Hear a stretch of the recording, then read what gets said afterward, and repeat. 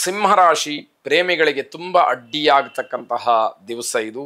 ಸವಾಲುಗಳನ್ನು ಎದುರಿಸಬೇಕಾಗತ್ತೆ. ಬುದ್ಧಿವಂತರಾದರೆ ಸವಾಲುಗಳನ್ನು ಎದುರಿಸ್ತಕ್ಕಂಥದ್ದು, ಅದಿಲ್ಲ ಅಂತಾದರೆ ಸವಾಲುಗಳನ್ನೇ ಸಮಸ್ಯೆ ಮಾಡ್ಕೊಳ್ತಕ್ಕಂಥದ್ದಾಗತ್ತೆ.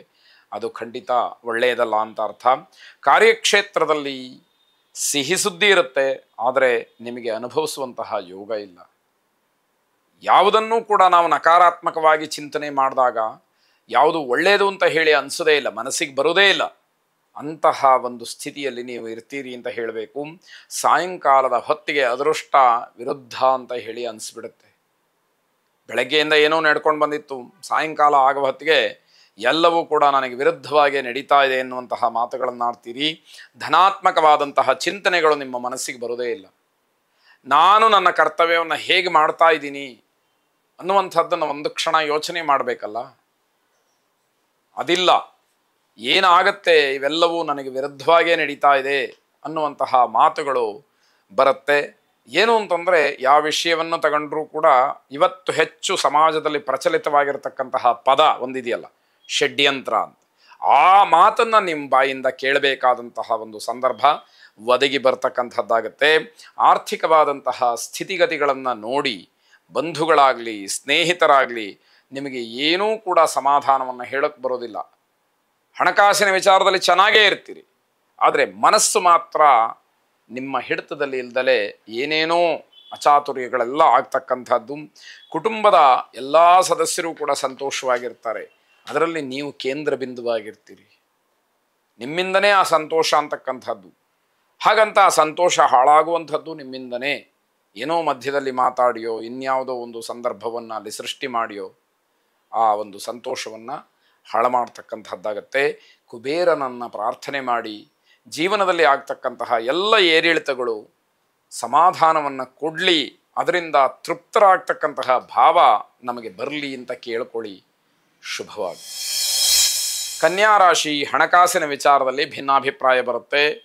ವ್ಯವಹಾರದಲ್ಲಿ ಆ ರೀತಿ ಭಿನ್ನಾಭಿಪ್ರಾಯ ಬಂದರೆ ಪರವಾಗಿಲ್ಲ, ಮನೆಯಲ್ಲೂ ಕೂಡ ಅದೇ ವಿಚಾರ ಮುನ್ನೆಲೆಗೆ ಬರ್ತಕ್ಕಂಥದ್ದು. ಹಳೆಯ ಲೆಕ್ಕದಿಂದ ಬೇಸರವಾಗುತ್ತೆ. ಬೇರೆಯವರನ್ನ ಲೆಕ್ಕ ಕೇಳಿದಾಗ ಮನೆಯವರು ಹಳೆಯ ಲೆಕ್ಕಗಳನ್ನು ಕೊಟ್ಟಾಗ ನಿಮಗೆ ಅದನ್ನು ಒಪ್ಕೊಳ್ಳೋದಕ್ಕೆ ಮನಸ್ಸು ಬರೋದಿಲ್ಲ.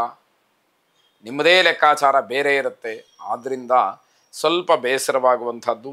ನಿಮ್ಮ ನಿರ್ದಿಷ್ಟವಾದಂತಹ ಗುರಿಯನ್ನು ತಲುಪಬೇಕಾದ್ರೆ ಹಲವಾರು ರೀತಿಯಲ್ಲಿ ಪ್ರಯತ್ನಗಳನ್ನು ಮಾಡ್ತೀರಿ, ಬೇರೆ ಬೇರೆ ಮಾರ್ಗಗಳನ್ನು ಅನುಸರಿಸ್ತೀರಿ, ಯಾವುದೂ ಕೆಲಸಕ್ಕೆ ಬರಲ್ಲ, ಎಲ್ಲ ವಿಫಲರಾಗ್ತೀರಿ. ಮನಸ್ಸಿಗೆ ಘಾಸಿ ಆಗ್ತಕ್ಕಂಥದ್ದು. ದಾಂಪತ್ಯದಲ್ಲಿ ವೈಮನಸ್ಯ ಬರದೇ ಇರುವ ಹಾಗೆ ನೀವು ಗಮನಿಸ್ಕೊಳ್ಬೇಕು. ಅದು ಬಹಳ ದಿವಸಗಳಿಂದ ಮತ್ತೆ ಮತ್ತೆ ಅದನ್ನೇ ಹೇಳಬೇಕಾಗಿದೆ, ಅನಿವಾರ್ಯ. ಅದು ಸರಿಯಾಗ್ತಾ ಇಲ್ಲ, ನಾವು ಹೇಳೋದನ್ನು ಬಿಡ್ತಾ ಇಲ್ಲ ಅನ್ನೋ ರೀತಿಯಲ್ಲಿ ಆಗಿದೆ. ಸಂಬಂಧಿಕರು ಸ್ನೇಹಿತರು ನಿಮ್ಮ ವಿಚಾರಕ್ಕೆ ದೊಡ್ಡ ಆತಂಕಕ್ಕೊಳಗಾಗ್ತಾರೆ. ಅಂತಹ ಪರಿಸ್ಥಿತಿಯನ್ನು ತಲುಪಿಬಿಡ್ತೀರಿ ಎನ್ನುವಂಥದ್ದು. ಇಡೀ ದಿನ ತುಂಬ ತಾಳ್ಮೆಯಿಂದ ನಿಮ್ಮ ಸಮಯವನ್ನು ಕಳೀಬೇಕು. ಬರೀ ನಕಾರಾತ್ಮಕವಾದಂತಹ ಯೋಚನೆಗಳು, ಬೇಡದೇ ಇರತಕ್ಕಂತಹ ಚಿಂತನೆಗಳು, ಬೇಡದೇ ಇರುವಂತಹ ವಿಚಾರದಲ್ಲಿ ಮಗ್ನರಾಗಿರ್ತಕ್ಕಂಥದ್ದು ಎಲ್ಲವೂ ಕೂಡ ನಿಮಗೆ ಹಿನ್ನಡೆಯಾಗತ್ತೆ. ಅಷ್ಟಲಕ್ಷ್ಮಿಯರನ್ನು ಪ್ರಾರ್ಥನೆ ಮಾಡಿ. ಶುಭವಾಗಿ. ತುಲಾರಾಶಿ ನಮ್ಮ ಭಾಗಕ್ಕೆ ನಾವು ಕಷ್ಟದಲ್ಲಿದ್ದಾಗ ಅಥವಾ ನಮಗೆ ಸಮಸ್ಯೆಗಳು ಬಂದಾಗ ಯಾರೂ ನಮ್ಮ ಜೊತೆಯಲ್ಲಿ ಇರೋದಿಲ್ಲ ಅನ್ನುವಂತಹ ಭಾವನೆ ನಿಮಗೆ ಬೇರೆಯವರ ಮೇಲೆ ಬರುತ್ತೆ. ನೀವು ಹಾಗಿರ್ತೀರಿ, ಎಲ್ಲವೂ ಇರುವ ರೀತಿಯಲ್ಲಿ ನೀವು ತೋರ್ಪಡಿಸ್ಕೊಳ್ತೀರಿ. ನಿಮಗೆ ಅನುಕೂಲತೆ ಇದೆ, ನಾವ್ಯಾಕೆ ಅಲ್ಲಿಗೆ ಹೋಗಬೇಕು ಅಂತ ಹೇಳಿ ಬೇರೆಯವರು ಹಿಂದಕ್ಕೆ ಹೆಜ್ಜೆಯನ್ನು ಇಡ್ತಾರೆ. ಇದು ನಿಮಗೆ ಗೊತ್ತಾಗಬೇಕು.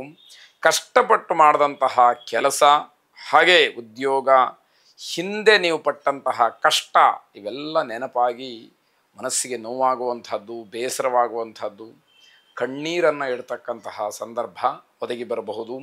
ಕುಟುಂಬದಲ್ಲಿ ನಂಬಿಕೆ ಕಡಿಮೆ ಆಗುತ್ತೆ.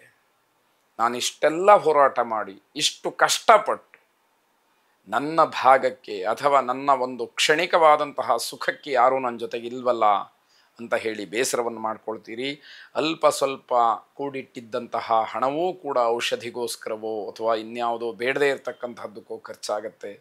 ಮತ್ತಷ್ಟು ನೋವಾಗುತ್ತೆ.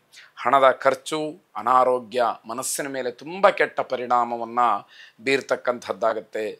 ಈ ಎಲ್ಲ ಅಂಶಗಳನ್ನು ಗಮನಿಸಿದಾಗ, ನೋಡಿದಾಗ ಏನೋ ಒಂದು ರೀತಿಯ ಮನಸ್ಸಿಗೆ ತುಂಬ ಹಿಂಸೆಯಾಗ್ತಕ್ಕಂಥದ್ದು, ನೋವಾಗುವಂಥದ್ದು ಹೇಳಿ ಕೇಳಿ.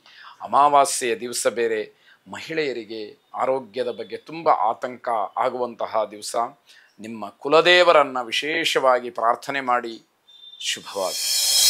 ವೃಶ್ಚಿಕ ರಾಶಿ ಪ್ರೇಮಿಗಳಿಗೆ ತುಂಬ ಅಪಾಯಕಾರಿಯಾದಂತಹ ದಿವಸ ಇದು.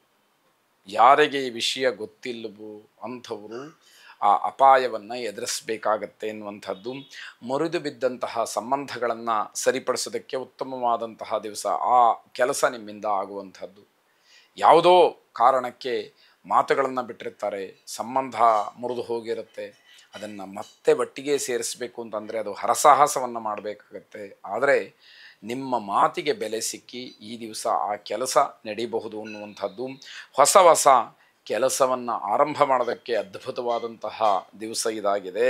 ಕೆಲಸದ ನಿಮಿತ್ತ ಅಥವಾ ಹೆಚ್ಚಿನ ವಿದ್ಯಾಭ್ಯಾಸದ ನಿಮಿತ್ತ ವಿದೇಶಕ್ಕೆ ಪ್ರಯಾಣ ಮಾಡಬೇಕು ಅಂತಿದ್ದರೆ, ಇನ್ಯಾವುದಾದ್ರೂ ಸಂದರ್ಶನಕ್ಕೆ ಹೋಗಬೇಕು ಅಂತಿದ್ದರೆ ಬಹಳ ಉತ್ತಮವಾದಂತಹ ದಿವಸ ನಿಮ್ಮದಾಗಿರುತ್ತೆ. ಕೆಲವರು ಇಲ್ಲಿ ಅಮಾವಾಸ್ಯೆ ಅಂತಕ್ಕಂಥದ್ದನ್ನು ಅಡ್ಡವಾಗಿ ಇಟ್ಕೊಳ್ತಾರೆ. ಆದರೆ ಸಮಯ ಎಲ್ಲವನ್ನೂ ಕೂಡ ನೋಡ್ತಾ ಇರುತ್ತೆ. ಆ ಸಂದರ್ಭಕ್ಕೆ ಅನುಗುಣವಾಗಿ ನಾವು ನಡ್ಕೊಳ್ಬೇಕು ಅನ್ನುವಂಥದ್ದು ಮುಖ್ಯವಾಗುತ್ತೆ.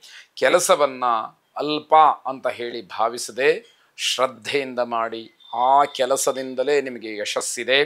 ನೀವು ಯೋಜನೆ ಮಾಡಿದಂತಹ ಎಲ್ಲ ಕೆಲಸಗಳು ಪೂರ್ಣವಾಗುವಂಥದ್ದಿದೆ. ಪಾರ್ವತೀ ಪರಮೇಶ್ವರರನ್ನು ವಿಶೇಷವಾಗಿ ಪ್ರಾರ್ಥನೆ ಮಾಡಿ. ಶುಭವಾಗಿ.